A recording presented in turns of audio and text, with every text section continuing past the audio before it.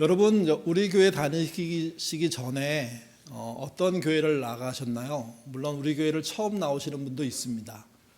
그리고 다른 교회 나가보지 않은 분 계시죠. 근데 대다수는 다른 교회를 다니다가 우리 교회를 오신 경우들이 많습니다. 어떤 교단, 어떤 교회인지 기억나십니까? 우리나라 5대 보수 교단이 있다고 얘기합니다. 5대 교단이라고 안 하고 보통 5대 스스로도 보수라고 얘기하더라고요. 첫 번째가 장로교단입니다. 장로교단은 칼뱅의 그 교리, 그가 중요 인물이고 그가 이렇게 정리해 놓은 내용들이 굉장히 큰 영향을 끼치는 교단이죠. 그래서 이 교단은 교리에 아주 강합니다. 근데 잘 아시는 것처럼 교리에 강하면 이렇게 논쟁도 많거든요. 그래서 장로교단이 뭐 크게 서너 개 있는 거라고 생각하시는 분도 계실 것 같은데 아니고요. 200개에서 300개 정도 있습니다. 그래서 아주 뭐 몇 교회 안 되는 교회부터 뭐 몇만 교회 되는 교회까지 정말 우리나라 안에서는 정말 이렇게 숫자가 많은 교단이죠. 감리교단은 주요 인물이 존 웨슬리입니다. 여기는 교리보다는 실천입니다.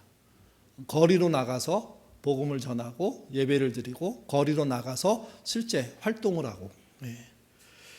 또 침례교단이 있습니다. 아마 전 세계에서 꽤 큰 교단 중에 하나인데요. 이 교단은 아주 독특한 게 있는데 회중 중심입니다.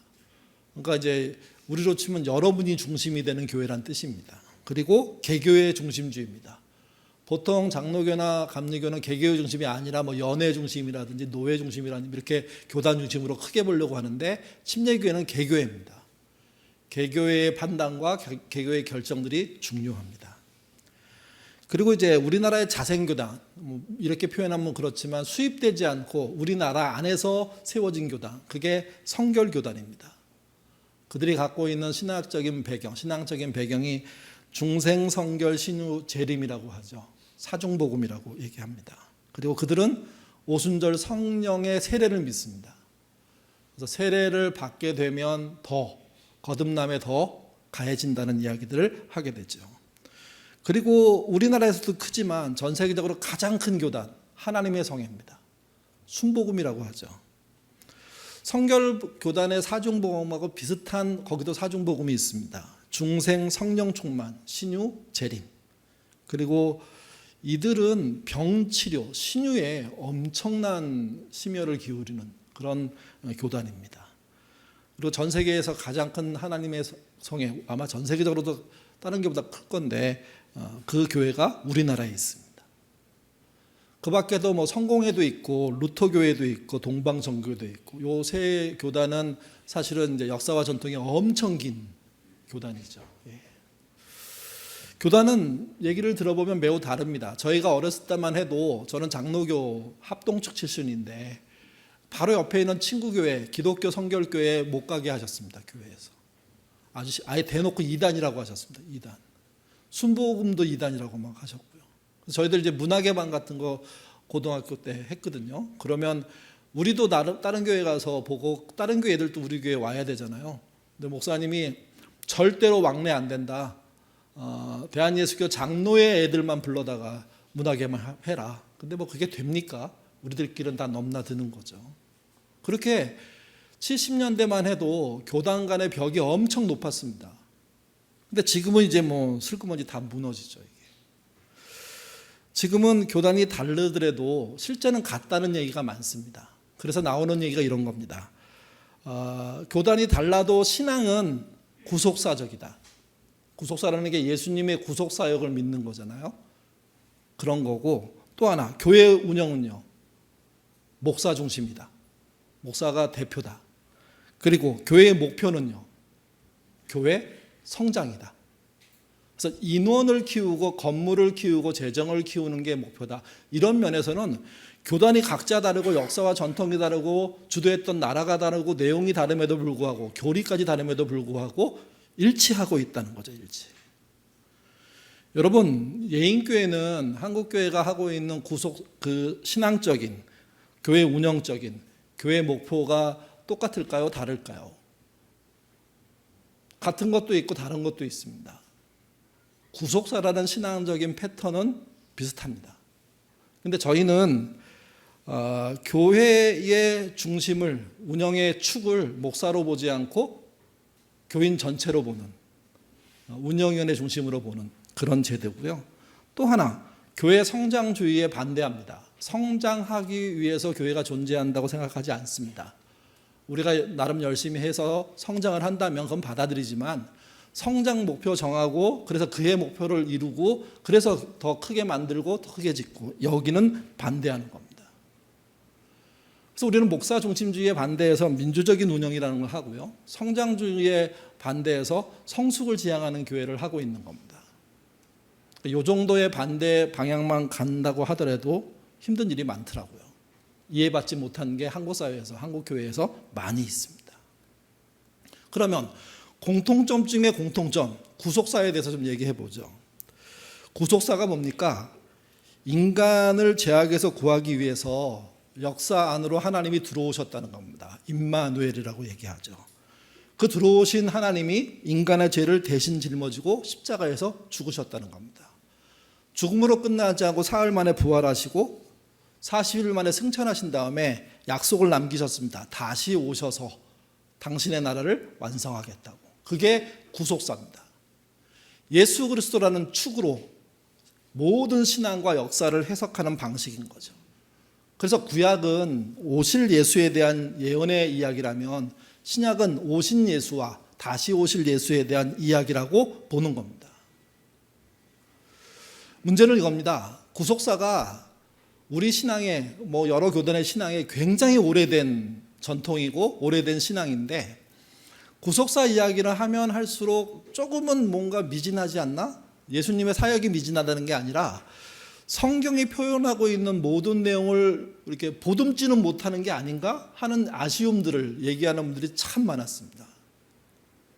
뭔가 제한적이다. 너무 예수님에게 꽂혀 있다. 예수님 외에 다른 거는 생각도 안 한다. 예수님 이외에 성경에 다른 내용이 있을 수밖에 없고, 왜 그러냐면 예수님은 삼위일체 중에 한 분이시잖아요. 그러니까 성부와 성령 하나님과 관련된 이야기도 있을 수 있다는 게, 약간 색깔이 진한 교단들은 그런 얘기 하거든요. 근데 어쨌든 제한적인 틀을 조금 더 넓혀야 된다고 해서 등장한 게 성전신학이라고 합니다. 그리고 이거 우리가 지난주부터 말씀드렸지만, 성전을 좀 편하게 번역하면 하나님의 집이라는 거죠. 하나님의 집. 그러니까 하나님의 집에 대한 이야기를 하는데 그 중앙에 예수님이란 분이 계신다, 구속사가 있다, 그렇게 설명하는 게 보다 더 성경을 넓게, 좀 자세하게, 그리고 미래적으로 볼 수 있다는 이야기를 하게 되는 거죠. 그러면 이렇게 얘기하는 겁니다. 하나님이 당신의 집을 지으시기로 결정하시고 천지를 창조하셨습니다. 첫 번째 하나님의 집은 지상에 에덴 동산으로 등장합니다. 근데 아담과 하와가 선악과를 먹고 난 다음에 그 에덴 동산이 폐쇄되는 일들이 발생합니다. 그때 하나님은 이 폐쇄 직전에 여자의 후손을 통해서 당신의 집을 완성하겠다고 말씀하십니다. 그래서 등장하는 7가지 주제가 창조, 반역, 구속, 그리스도, 교회의 선교, 그리고 심판, 새 창조라는 거죠. 지난 주일날 창조에 대한 말씀을 드렸고, 그 다음 월요일부터 금요일까지 나머지 심판까지 이야기를 나누었습니다. 그리고 오늘은 하나님의 집 장막이 완성되는 새 창조의 이야기입니다. 오늘 본문 21장 1절에서 2절 말씀 같이 읽겠습니다. 또 내가 새 하늘과 새 땅을 보니 처음 하늘과 처음 땅이 없어졌고 바다도 다시 있지 않더라. 또 내가 보매 거룩한 성 새 예루살렘이 하나님으로부터 하늘에서 내려오니 그 준비한 것이 신부가 남편을 위한 단장한 것 같더라. 1절의 새 하늘 새 땅은 지난주일도 설명드렸습니다. 처음 하늘이 없어지고 처음 땅이 없어지고 난 다음에 생기는 것을 새 하늘 새 땅이라고 합니다. 그 말은 이런 말입니다. 지금 우리가 보는 하늘, 우리가 보는 땅이 사라지고 그게 새 하늘과 새 땅으로 바뀔 거라는 거죠. 또 하나, 바다도 사라졌다고 표현합니다. 고대 사회에서 바다는요, 혼란과 무질서를 상징합니다. 미지를 상징합니다. 바다 저 건너편에 있는 다른 대륙에 대해서 몰랐습니다. 그래서 거기를 가는 거, 이게 무서움이거든요. 근데 그 무서운 바다가 다시 생겨난다, 다시 태어난다, 그 얘기를 하고 있는 겁니다. 2절에 새 예루살렘도 기존 예루살렘이 없어지고 난 다음에 생겨나는 예루살렘입니다. 이때 새라는 단어가 3번 나오는데, 새는요 전부 다 질적인 새로움입니다. 시간의 새로움이 아니라 기존 것이 무너지고 새로 창조되는 겁니다. 새하늘, 새 땅, 새 예루살렘, 그걸 그 본문은 또 뭐라고 표현하냐면 신부라고 표현합니다. 또 신부는 누구냐? 하나님의 백성이라는 거죠. 결국 새하늘, 새 땅은 우주를 설명하는 거라면, 또 지구의 땅을 설명하는 거라면, 새 예루살렘은 성으로서, 건물로서의 것을 설명한다면 신부는 그런 게 아니잖아요. 결국은 건물을 말하는 게 아니고 대자연을 말하는 게 아니라 하나님의 백성이 새롭게 탄생한다 하는 의미로 받아들여야 한다. 1절, 2절을 그렇게 설명할 수 있습니다. 3, 4절도 같이 읽겠습니다. 내가 들으니 보좌에서 큰 음성이 나서 이르되 보라, 하나님의 장막이 사람들과 함께 있음에 하나님이 그들과 함께 계시니라. 그들은 하나님의 백성이 되고 하나님은 친히 그들과 함께 계셔서 모든 눈물을 그들의 눈에서 닦아주시니 다시는 사망이 없고 애통한 것이나 곡하는 것이나 아픈 것이 다시 있지 아니하리니 처음 것들이 다 지나갔습니다. 3절에 하나님의 장막은 지난 한 주 동안 나눴던, 또 오늘 나누고 있는 이야기의 주제입니다. 장막이 집이란 뜻이거든요. 텐트 얘기하는 건데, 그 장막에 대한 이야기를 하고, 이 장막은 다양하게 표현됩니다. 가장 첫 번째 하나님의 집인 장막은 에덴 동산이라고 말씀을 드렸죠. 그 다음에 하나님의 집으로 볼 수 있는 게 노아의 방주입니다. 그리고 다음으로 볼 수 있는 집이 광야의 성막, 그리고 그 다음이 예루살렘의 성전, 그리고 예수님 이후에는 우리가 말하는 교회. 이게 하나님의 장막으로 표현되는 다양한 모습입니다. 그리고 또 여기 나오는 하나님 장막은 최종적으로 새 예루살렘에서 이루어지는 하나님의 백성의 집, 그걸 말합니다. 그 집에서 어떤 일이 벌어진다고요? 마지막 때, 마지막 완성이 됐을 때 4절이 말해줍니다. 모든 눈물로 상징되는 고통이 치유된다고요. 해소된다고요. 시편 126편 5절에 이렇게 써 있습니다. 눈물을 흘리며 씨를 뿌리는 자는 기쁨으로 거두리로다. 인생은 즐거움도 있지만 고난도 만만치 않습니다. 병도, 또 그 밖에 정말 힘든 일이 쉽지 않습니다. 그래서 인생의 많은 부분에서 사람은 눈물을 흘릴 수밖에 없고, 특별히 하나님 앞에 당당하게 하나님의 심판을 받을 수 있다는 이야기를 할 때는 눈물 자체가 끊이지 않을 정도로 흐를 수밖에 없다는 거죠. 근데 그 심판을 통과하고 넘어간 새 창조, 새 하나님의 집에 들어간 자에게는 그 눈물이 씻겨진다는 겁니다. 이렇게 표현합니다. 눈에서 눈물을 닦아주시고 다시 사망이 없고 애통한 것이나 곡하는 것이나 아픈 것이 다시는 있지 않다. 그러면서 이렇게 반복하죠. 처음 것들이 다 지나갔다. 처음 세상을 만들고 생겼던 모든 인간의 문제, 사회의 문제, 역사의 문제가 지나가 버린 겁니다. 그래서 그 눈물 흘렸던 역사들이 끝났다는 얘기인 거죠. 신앙은 이걸 기다리는 겁니다.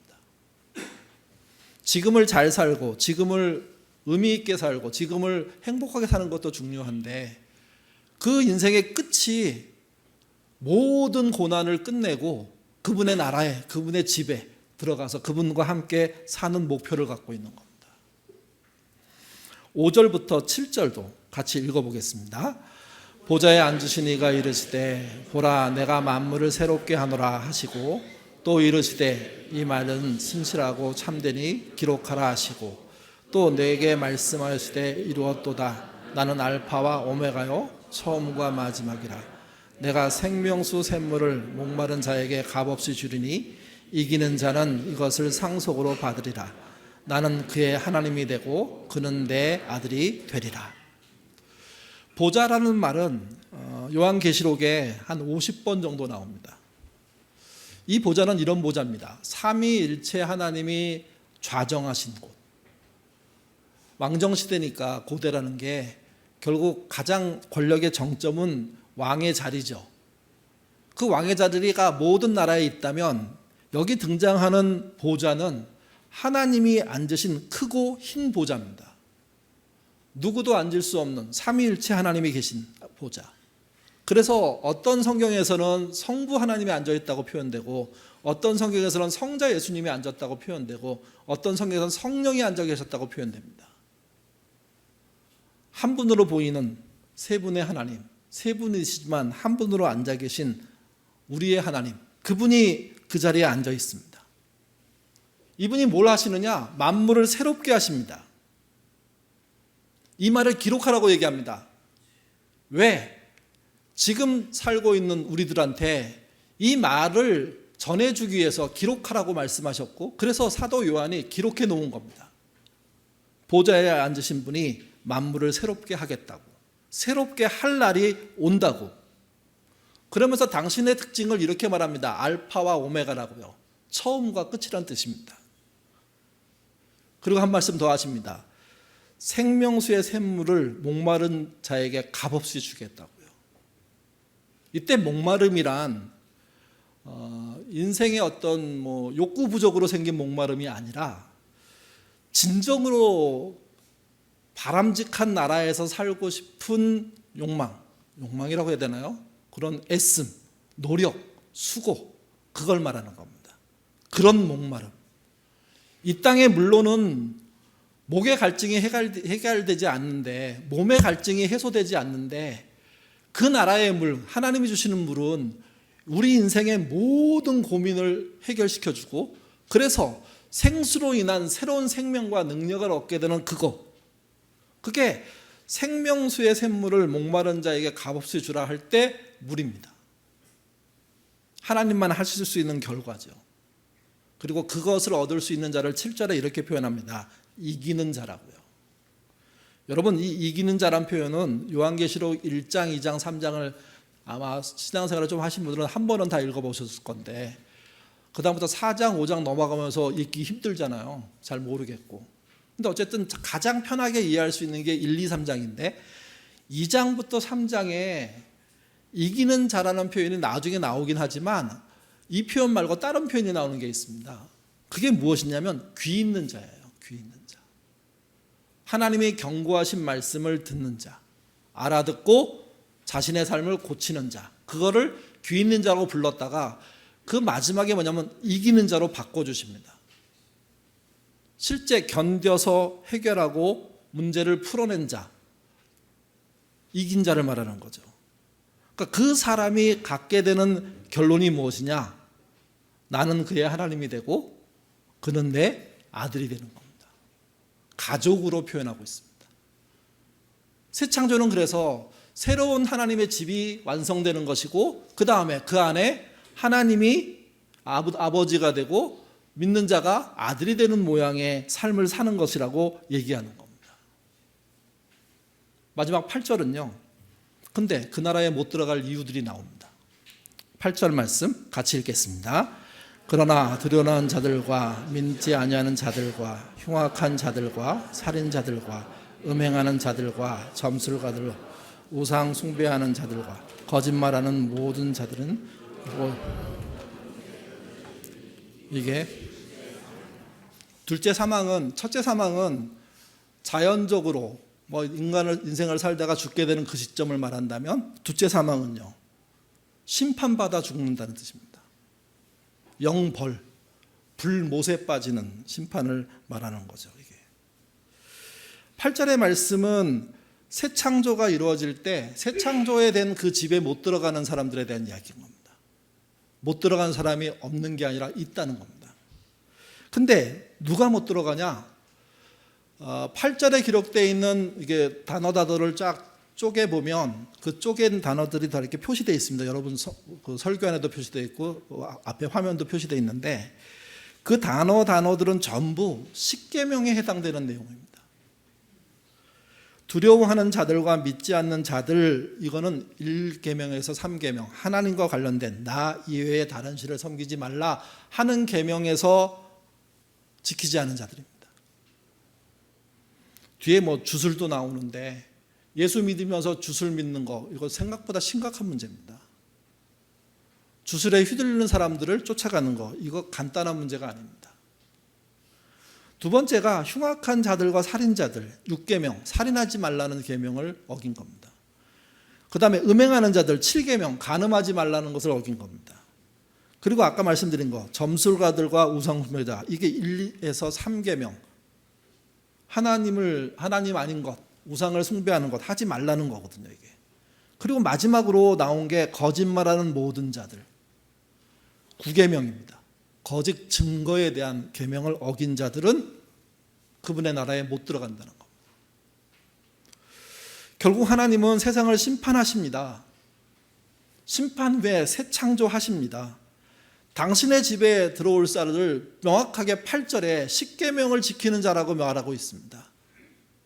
우리는 십계명이 이미 끝나서 아무도 안 지켜도 되는 것처럼 생각하는 경향이 있고, 그거를 둘로 줄이잖아요. 하나님 사랑과 이웃 사랑으로. 이게 사랑으로 표시된 게 사실은 믿는 사람들, 우리들의 입장에서는 대단히 오해를 만들어내는 겁니다. 마치 사랑을 받아내는 것처럼, 그리고 거기에 조그만 사랑을 돌려주는 것처럼 생각하는데 아니고요. 십계명에 하나님께 하지 말라, 사람으로서 하지 말라 하는 것을 지키는 게 사랑하는 거거든요. 그 사랑을 못한 자들에게는 영벌이 존재한다, 불못이 존재한다, 그 얘기를 하는 게 이 본문이고 성경의 마지막 부분입니다. 이걸 통과하면요, 그러면 새 창조의 그 집에 아들로서 참여하는 거죠. 보통 이런 얘기 있습니다. 예수님을 비판하면 신학자가 되고 바울을 비판하면 이단이 된다고요. 여러분, 예수님을 비판하면 이단이 되고 바울을 비판하면 신학자가 되는 거 아닐까요? 아니면 저게 뭔 말이야, 이렇게 생각하시나요? 다시 말씀드리면 예수님을 비판하면 신학자래요. 왜냐하면 비판적인 의식으로 예수님의 행동을 달리 보니까. 근데 바울을 비판하면 이단이래요. 어떤 게 더 높다는 뜻입니까? 한국교회 문제가 그거예요. 예수를 비판하는 건 다들 용납해요. 그분이 사랑이시니까 그렇다는 둥 하면서. 근데 바울이 말한 이신칭에 대해서 좀 질문 던지거나 또 다른 여러 가지에 대해서 이렇게 물음을 던지면 너 이상한 애 아니야? 이렇게 본다는 거예요. 바울이 이신치기를 말했잖아요. 믿음으로 구원받는다고. 오직 의인은 루터도 영향받았고 칼빈도 영향받았습니다. 그 밖에 종교개혁 그 이후에 있는 거의 모든 개신교 사람들이 영향을 받았습니다. 그래서 그분이 남긴 게 그거예요. 믿으면 구원이다. 이 구원은 흔들리지 않는다. 근데 여러분, 바울도 자기가 쓴 글들 속에 사실은 믿음 말고 또 하나의 과정이 있다는 설명을 여러 군데 해놨거든요. 새 창조, 새 피조물이 되는 과정에 대해서. 그 중에 하나가 고린도후서 5장 14절에서 17절입니다. 좀 길지만 같이 한번 읽겠습니다. 그리스도의 사랑이 우리를 강건하시는도다. 우리가 생각하건대 한 사람이 모든 사람을 대신하여 죽었은즉 모든 사람이 죽은 것이라. 그가 모든 사람을 대신하여 죽으심은 살아있는 자들로 하여금 다시는 그들을 자신을 위하여 살지 않고 오직 그들을 대신하여 죽었다가 다시 살아나시는 이를 위하여 살게 하려 합니다. 그러므로 우리가 이제부터는 어떤 사람도 육신에 따라 알지 아니하노니 비록 우리가 그리스도도 육신을 따라 알았으나 이제부터는 그같이 알지 아니하노라. 그런즉 누구든지 그리스도 안에 있으면 새로운 피조물이라. 이전 것은 지나갔으니 보라 새 것이 되었도다. 여기서 오신 그분을 믿고 믿음으로 구원받는 내용을 방해한다는 표현이 2번 나오는데 그게 육신을 따라 사는 겁니다. 예수를 믿는다고 하면서 육신을 따라 살면 사실은 그 다음 게 안 온다는 얘기입니다. 근데 육신을 걷고 믿음으로 진짜 살아내려고 애쓴다면 그에게 있는 게 뭐냐? 새로운 피조물이 되는 결과에 이르게 되고 그것을 보라 새 것이 되었다. 바울은 그렇게 선언합니다. 다시 말씀드려서 하나님께서 원하시는 믿음으로 구원받는다. 그리고 또 한 가지 저희가 금요일 날 나눴던 것처럼 행위 심판이 있다. 이것은 두 개가 다 인정되는 것이지 하나를 슬쩍 넘어가는 게 아닙니다. 한국교회 교인들이 가장 착각하고 있는 건 믿음으로 구원받으니 행위는 없어도 된다. 행위 심판 앞에 그냥 통과할 거다. 이렇게 자신 있게 얘기하는데 아니요. 요한계시록은 명확하게 얘기합니다. 8절에서 십계명의 그 진리를 계명을 지켜내지 않는 자가 어떻게 구원받냐? 그리고 그 끄트머리가 거짓말에 대한 겁니다. 거짓말. 아니 하나님을 우상 숭배하고 이런 거의 문제를 마지막에 길어놓은 게 아니라 마지막에 중요하다는 뜻도 되거든요. 근데 어쨌든 거짓말로 끝이 나는 거죠. 인생을 살다 보면요. 자신에 대한 거짓 소문을 듣게 됩니다. 그러지 않은 분이 계시다면 진짜 다행이고요. 앞으로도 그러지 않았으면 좋겠습니다. 근데 그러기가 쉽지 않습니다. 나는 그런 행동, 그런 말을 하지 않았는데 누군가에 의해서 내가 나쁜 사람이 되어 있는 겁니다. 어떤 때는 그 말을 했던 그 자리에 있던 사람이 바로 즉시 알려줘서 몇 시간 지나지 않은 상태에서 그 이야기를 듣기도 하고요. 어떤 데는 시간이 많이 흘러서 나중에 본인에 대한 거짓 소문을 듣게 되죠. 둘 다 쉬운 일이 아닙니다. 이런 경우를 당하면 그동안 해온 인간관계에 대해서 전부 회의적이게 됩니다. 그때 우리는 자동적으로 선택하게 됩니다. 하나는요, 나도 그 사람의 나쁜 소식을 말하는 자가 되거나 아니면 나만은 그래도 그러지 말아야지 다짐하면서 스스로를 단속하거나. 교회에 대한 나쁜 소문 역시도요, 엄청나게 많이 흘러다니는 게 세상입니다. 근데 교회에 대한 나쁜 소문은 의외로 믿음이 나쁜 사람이거나 아니면 세상 사람에 의해서 만들어지기보다 교회를 다녔거나 믿음이 좋다는 사람들을 통해서 만들어지는 경우가 많습니다. 사실에 기초한 나쁜 소문도 있고요. 꾸며낸 나쁜 소문도 있습니다. 둘 다 자신이 옳다는 것을 증명하기 위해서 사용한다는 게 보통적인 이야기입니다. 사용되는 나쁜 소문을 말하면서 본인 나쁜 소문을 사용하면서 결국 나는 괜찮은 사람이야. 나는 달라. 그런 얘기 하고 싶은 거죠. 문제는 그것을 듣는 사람이 교회를 다니든 다니지 않든 교회에 대한 다른 생각, 오해들을 만들어낼 수밖에 없습니다. 그래서 나쁜 이야기를 하게 되는 것, 나쁜 이야기를 특별히 만들어내는 것은요, 스스로 정의롭지 못하게 되는 거고요. 또 공의롭지 못한 사회를 만드는 겁니다. 가벼운 죄가 아니라는 겁니다. 믿음으로 구원받습니다. 바울이 한 말 옳습니다. 개신교 신앙을 대표합니다. 오직 믿음이 구원입니다. 근데 여러분, 사도 요한은 믿음으로 구원받는 모든 사람들에게 엄중하게 말합니다. 같이 보시죠. 요한계시록 20장 12절에서 15절입니다. 읽겠습니다. 또 내가 보니 죽은 자들이 큰 자나 작은 자나 그 보좌 앞에 서 있는데 책들이 펴져 있고 또 다른 책이 펴졌으니 곧 생명책이라.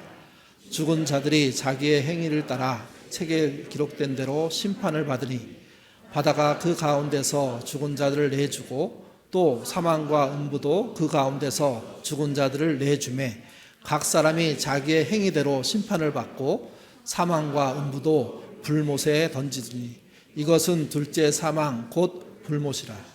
누구든지 생명책에 기록되지 못한 자는 불못에 던지니라. 생명책은 구속 받은 사람의 명단이 기록되어 있는 책입니다. 그 책에는 그들의 행위가 기록되어 있답니다. 아마 행위라는 게 행적을 말하겠죠.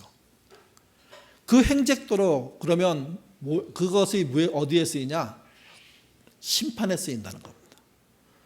그러면서 여기 등장하는 심판의 내용 중에 가장 중요한 키워드는요, 행위 심판입니다. 행위한 대로. 한 번 나오지 않습니다. 2번 나옵니다. 예수 믿고 구원받은 그 대열에 들어온 사람들에게 행위 심판이 있다고 얘기하는 겁니다. 그리고 그 심판을 통과해야 불못에 떨어지지 않는다고, 사망과 음부에 떨어지지 않는다고.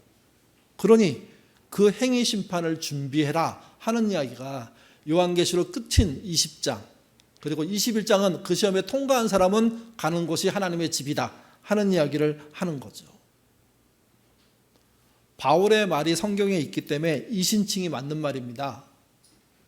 동시에 사도 요한이 했던 이 행위 심판도 맞는 말입니다. 두 가지는 믿는 자에게 일어나는 일입니다. 처음은 믿음을 물을 것이고, 두 번째는 어떤 행위를 했는지를 물을 겁니다. 8절의 가장 끝이 거짓 소문에 대한 이야기입니다. 행위 심판 면제 불가능하다는 얘기입니다. 누군가는 탈락할 겁니다. 누군가는 부끄럽게 통과할 겁니다. 누군가는 칭찬받으며 통과할 겁니다. 사도 요한은 본인이 본 환상, 특별히 새 창조와 마지막 심판 얘기를 하면서 이 이야기를 듣는 모든 사람이 그 심판을 통과하기를 바라는 겁니다. 예인의 모든 식구도 이 심판을 통과하셔야 됩니다. 믿음으로 시작된 이 믿음이 결국 행위 심판을 통과한 자로 새 창조의 집, 새 창조의 그 자리에 들어가게 되는 은혜로 결말이 나야 되는 거죠. 예인 가족 여러분, 믿음으로 구원받은지 확신하십니까? 행위 심판이 기다리고 있다는 사실을 잊지 마십시오. 그 심판에서 넘어지는 자는 두 번째 사망에 이르게 됩니다. 그 심판을 통과한 자에게는 영생하는, 두 번째 사망이 없는 영원한 삶으로 넘어가는, 그래서 새 창조된 하나님의 집에서 하나님과 함께 그분의 아들로 살게 되는 그런 삶이 기다리고 있는 겁니다. 그 길로 가시는 저와 여러분 되시기를 주님의 이름으로 부탁드립니다. 기도하겠습니다. 우리는 너무 쉽게 믿음으로 구원받는다는 말을 합니다. 그리고 그 믿음의 강도를 입으로 시인한 것으로 퉁쳐버립니다. 그러나 성경에는 그 어디도 그 말로 끝나는 구원은 없습니다. 그 말이 믿음이 시작됐다는 뜻입니다. 그리고 이제는 그 믿음다운 실천, 믿음다운 행동, 그걸 요구합니다. 심지어 성경 말씀 속에는 삶의 질에 대한 이야기도 합니다. 낮은 질의 삶이 아니라 높은 질, 여행하고 좋은 물건 쓰고 하는 그런 삶이 아니라 더 이상적인 자유, 더 함께 살 수 있는 그런 더불어 하는 삶에 대한 노력, 그리고 내가 땀 흘려서 정말 죽도록 수고해서 벌어들였던 그 재화, 물질, 그 재능에 대한 쓰임새가 나 혼자의 만족이 아니라 더불어 함께 사는 삶으로 가야 하는 그 질적인 변화를 요구합니다. 우리 신앙이 행위를 통해서 요구되고 있는 질적인 삶들까지 잘 들여다보고 내 삶의 질을, 그리고 내 삶의 행동들을 진지하게 이 세상 많은 사람들보다 낫도록 이끌어가는 신자의 삶 살 수 있도록 인도하여 주옵소서. 물론 완벽하게 100% 잘해내라, 주님은 그렇게 말씀하신 적은 없습니다. 노력하는 자에게 은혜가 있을 것이고 하나님의 도움이 있을 것이고 부족한 부분에 채워지는 역사가 있을 것입니다. 행위 심판을 일상에서 선교적인 삶을 통해서 준비하는 우리 모두가 되도록 도와주시고, 그 심판을 통과해서 새롭게 창조된 하나님의 집에 하나님의 아들로 딸로 사는 우리 예인 식구 되도록 인도하여 주시옵소서. 감사하며 예수님 이름으로 기도드립니다. 아멘.